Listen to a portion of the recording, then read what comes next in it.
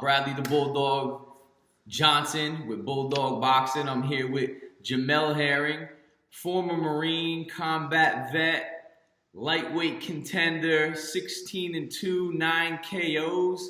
How you feeling, man? I'm good, man. I'm good. I can't complain. Yeah, I hear that. I hear that.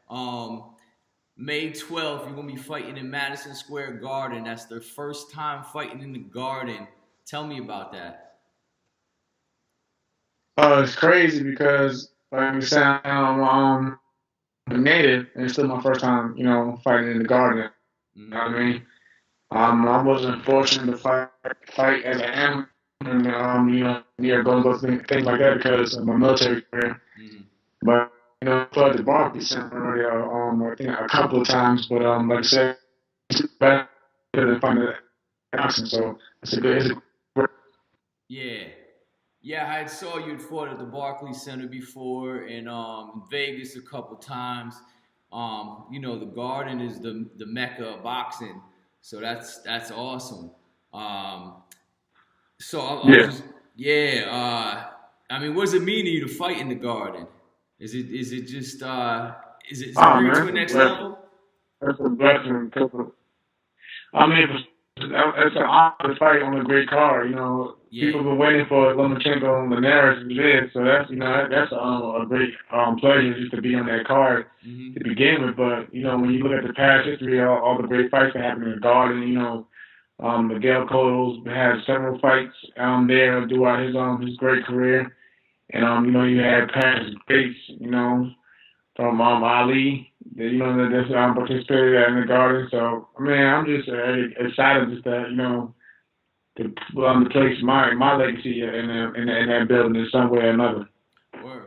Yeah, it's very exciting there. I've got to see Cotto there, matter of fact, and I seen Triple G fight there twice, and Yeah. it's electric in there, man. It's a great feeling, and I'm gonna be there Yeah. on the 12th, so I hope to see you.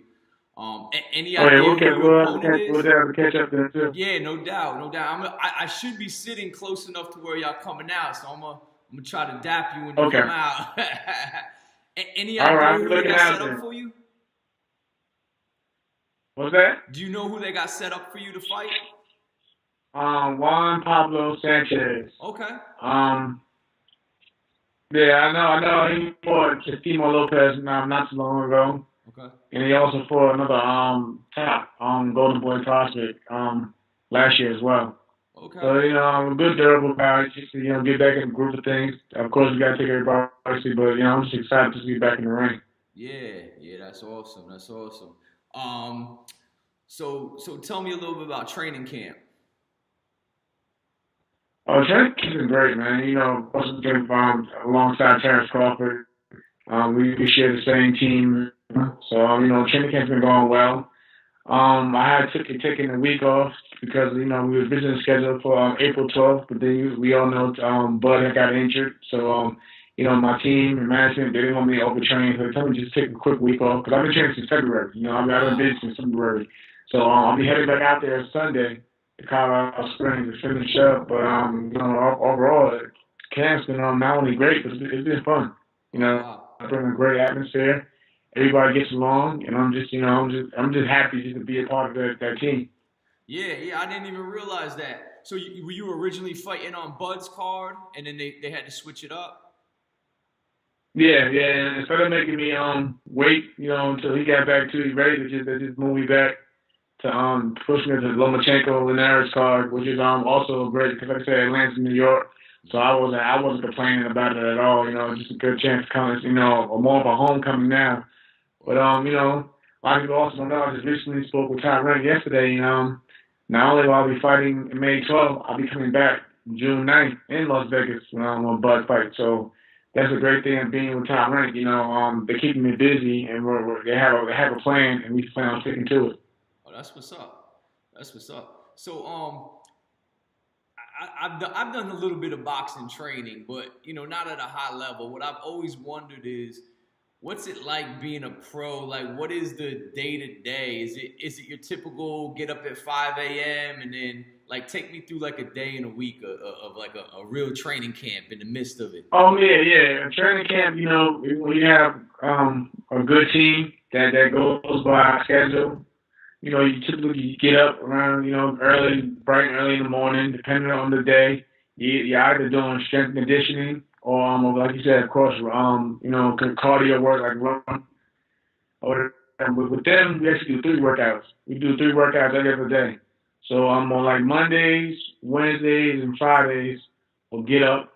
We'll get up in the morning. We'll go. We'll do like strength. No, yeah, we'll do strength conditioning. And then that the the afternoon time, we'll do our regular gym workouts and just working on technique, polishing things up. And then later on at night, we'll go to the we'll do a light run and at the on a whatever. But then we'll follow in with that, we'll go swimming. Okay. So yeah, it's like a full body, like it's like a full body workout. We're probably done to like 8 o'clock, 9 o'clock that night, but it's all worth it in the end. And then Tuesdays, Thursdays, and Saturdays we'll probably go do long distance running, like especially Colorado with the high altitude running, running the mountain trails or the track depending on the day. And then we'll do sparring in the afternoon, and we'll call it a day then. And then Sundays, we'll Colorado Springs has a mountain trail known as the Incline. So we'll do that. And then we'll do after that, done with that in the morning, we'll just take the rest of the day off and get ready for Monday. Oh wow! So we stay busy 7 days. Yeah. How long are your runs? They try to like I used to run at one point in time I run at least 6 7 miles. Okay. Basically because of the Marine Corps keeping my military mindset. Yeah. But with them, they try to, since we work out just about every day, they try to keep it down so you can, like, save your legs. So we'll probably run about 3, maybe 4 miles, 3.5, 4 miles, every other day or whatever, just to, keep from burning out your legs. Can you still make a first class PFT? Oh yeah, I believe I can. Yeah, I hear that. I believe I can. Yeah, so I was just messing around all day, see if I could still bust out, the 20 pull-ups and things, everything like that. But yeah, I believe I still can. I mean, that's what I said. To me, professional boxing isn't too much in terms of like training. Isn't too much different from being in the Marine Corps. And it's basically all mental. If you really put your mind to it, you'll get through it. Mm. Yeah, I mean, I'm almost 43. I could still bust out 20. I'll stay with it. Exactly. So yeah, man. It's in you. What's that? It's in you. You know what I mean? Oh, yeah. I stick with it, man. I stick with it still. How many rounds a week were you doing? The sparring, I've been doing about between 8 and 10. 8 and 10. 8 and 10 a week. And then we're gonna obviously try to probably break it down once we get close to the fight. Mm-hmm. We're basically already in fight shape, but that's why they told me to take a break because they didn't want me to peak and overtrain. But yeah, usually about 8 to 10 rounds. Okay. And that's per week or each time you spar? Each time I spar. So I spar 3 times in a week. So every other day is about 8 to 10, depending on how we feeling. Okay. And any particular sparring partners? Do you have a few of them you're working with? Look at I've been working with a lot of guys in the Colorado Springs area. That basically have a similar style to my opponent. Mm-hmm. I know my last camp I actually was helping Bud prepare for his fight against Ndongo. So that's always good sparring as well. But for this camp, I just basically know a lot of guys around the Colorado Springs area and just been handling business in there. What's it like being in the ring with Bud? Oh man, it's tough. I mean, he continues to push you, but it's also great work because you always learn something from each and every time you're in there with him. So I mean, I enjoy it, but it's not an easy task either. Are you able to make 135 easy? Oh yeah, yeah, and which is why my next fight is we have a catch weight at 133 Oh wow. because they wanted I plan on moving down in weight because I make 135 easily honestly, so I want to push myself to see but what's it like being a split featherweight. So we plan on moving down, but right now we're going to do it at take our time and coming around maybe 132, 131 depending on how everything goes, but. I mean, yeah, for the most part, I never struggled with making weight. If you look at my boxing career so far as professional, I always came in under 135 anyway. I think the lightest I weighed was like 133 and a half so far. Mm. And you're how tall are you? 5'10"? Yeah, and Okay, I wow. still make weight easily. Wow. So you probably have the height advantage over a lot of guys in there, height and reach advantage. Yeah, Okay. and being a southpaw, that just makes it even a tougher task for your opponent. Word. Word. So what's the future hold for you? Like I said, they plan on keeping me busy. Mm-hmm. So, like I said, we'll get through this fight. We'll see what they have lined up for the 9th of June as well, and then we'll go from there. I know right now our job right now is to basically getting ranked. Getting ranked as many sanctioning bodies, and then we'll go from there in terms of which direction we'll go with. Right. Yeah, I was reading your bio, and I know you served 2 terms over there, overseas. There goes that connection messing around. Hopefully, we get through this. I saw you said you fight for the Marines over there and stuff, man. Tell me a little bit about that.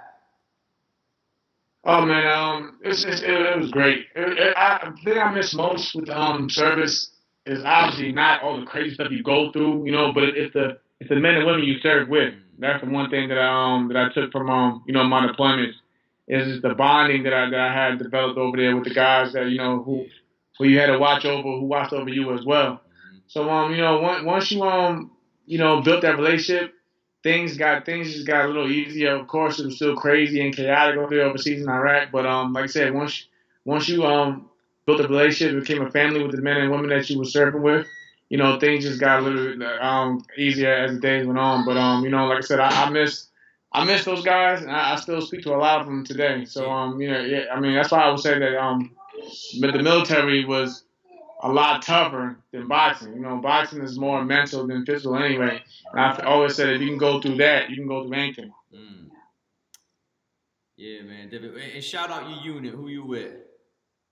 I was with ATSB support battalion. Mm. Then I was with Second MLG when I was with the All Marine Corps boxing team. Word. I was with Seaburf in Indian Head, Maryland. So I've been all over, mainly on the East Coast. I'm an East Coast Marine.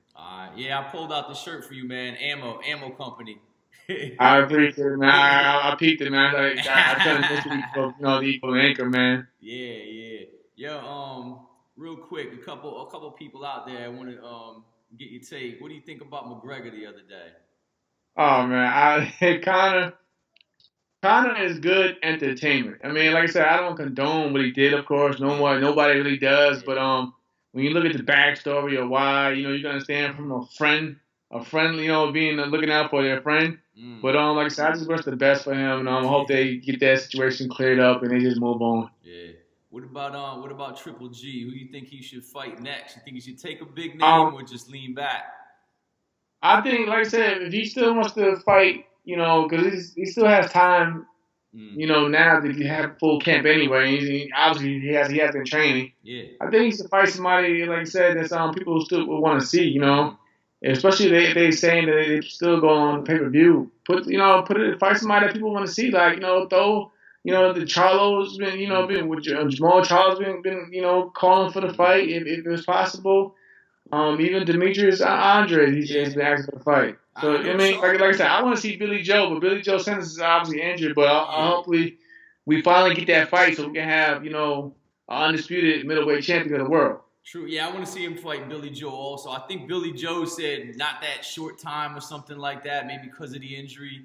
Now, the bigger Charlo brother's fighting on the 21st, so I don't think he's going to pull out of that. Andrade probably, deserves a shot. There's a couple other guys out there. I have a feeling, I don't know, man. I agree he should take a decent name because he's getting hammered right now. A lot of people are like, man, you're going to fight some some dude we ain't heard of, and it don't make sense, especially if it's gonna be on Yeah, pay per that's view. my thing. Like, nobody wants to see that. So at least fight somebody, saying people recognize and know at least, you know what I mean? If you're going to go through all this trouble to still get a ring or just, like I said, or just cancel the whole thing Man, I just altogether. want to get a couple more out. What do you think about Lomachenko, man? That's a Oh, like I said, one of today's pound for pound. I yeah, mean, like I said, I give credit to where credit's due. yeah. He's doing things that we haven't seen. Mm-hmm. The way, and it's just the way that he's doing it. Yeah. Like, like he's not the biggest puncher, but he's still ending fights a lot earlier because he's making guys quit. Yeah, man. I was fortunate enough to be at the Madison Square Garden Theater when he fought Regendow. And again, man, the energy was insane. I mean, and the great thing about the Garden is it's probably been like that a few places you've been is and even the Irish kid, was it Conor? Oh, Nick Collins. Yeah, he was on the undercard, man. There was dudes from Ireland sitting right in front of me, and then there's UK, Cuban flags, and no matter what country, people from different countries were coming. That's what I'm saying. Yeah, it's a world. It's like a world event. It's a world event, especially in New York, man. Like somebody was asking me how the people in New York. I'm like, it's people from all over. Yeah, it was crazy. I mean, you see, the flags from all over the place. People came. The dudes from in front of me, like I said, were from Ireland. They talking. It is Conor McGregor looking dude across the way acting crazy. Security was about to kick him out. I mean, it was crazy. I got one last one for you, man. Deontay Wilder. Why aren't people giving him the respect like they giving, other people? I mean, Joshua, man, Joshua's selling out soccer stadiums. Deontay Wilder's still struggling. What do you think that is? It just, I mean, you probably agree with me. I think American fans are just the harshest critics out there, man. Point blank. It is hard to get a lot of American fans behind you, but like I said, if you do, it's worth it because of how hard it is. Yeah. But like I said, I just think also on top of that, it comes down to the promotion as well. Eddie Hearn has been doing great with Joshua. Like I said, I mean, you got to be doing something. Yeah. Joshua can't do it by himself, so you have to have a great promoter behind you to be selling out, like I said, soccer fans, and not even just that. Yeah. The money, the money he's getting, he's getting 8-figure paydays now. So it's all basically having a great team behind you. I'm not taking anything from Deontay Wilder because of course we all know in the past I'll do Al Heyman of course as well, but Al is not a promoter.